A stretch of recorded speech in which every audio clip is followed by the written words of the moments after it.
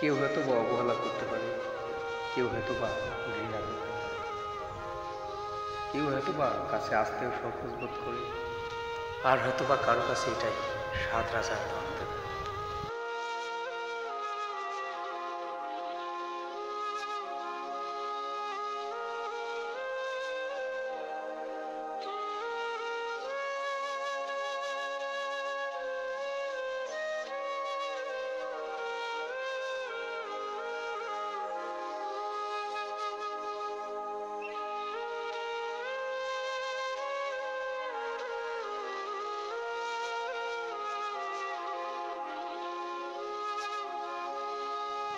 মাটিতে শুয়ে থাকা ছেলেটির নাম হচ্ছে মোখলেছার রহমান।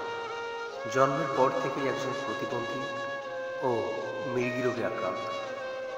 প্রতিবন্ধী ও মৃগী থাকলেও একজন সাধারণ মানুষের মতো সব কিছুই করতে পারতেন এই মোখলেছার রহমান। আজ কি হয়েছে মোখলেছারের, যার ফলে এরকম অস্বাভাবিক আচরণ করতেছে?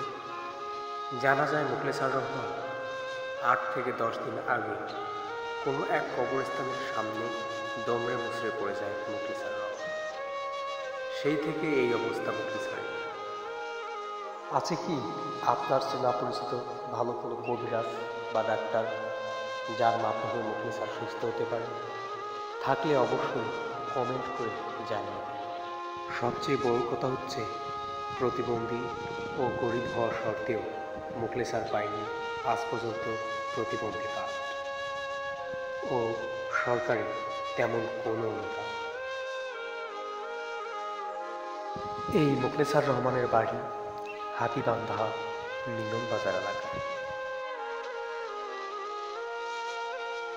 হ্যালো দর্শক, জোর হাত হলে ভিডিওটি শেয়ার করুন। হয়তোবা আপনার একটি শেয়ারের মাধ্যমে মোখলেছার রহমান সুস্থ হতে পারে।